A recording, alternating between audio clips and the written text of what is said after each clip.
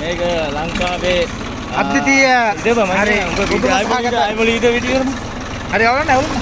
මේක මේ ලංකාවේ විසින් සොයාගත් අලුත් නිෂ්පාදිත ට්‍රැක්ටරයක්. මේක සොයාගත්තේ 2025 මත්වෙනි මාසේ 21 වෙනි අටවැනි දවසක.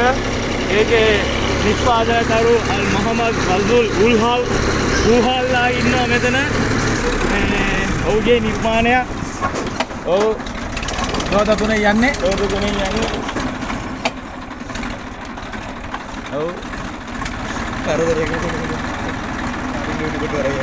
ඔව් ඉතාලම මොහොතෙන් මිනිස්සුන් ගුටි කාගෙන වැටක් කඩාගෙන යන්න මොහොතක ඉතාමත් වාසනාවන්ත ලෙස අවස්ථාවේදී අපි බේරීමකට ලක් වුණා.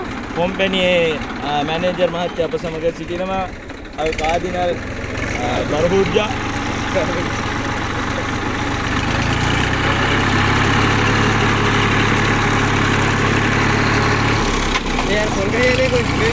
රෝද තුනේ යන්නේ.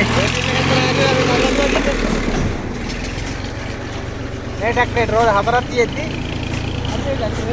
මේකට තියෙන්නේ රෝද තුනයි. අම්මා රෙද්ද ආ ඉතින් මේ කාඩ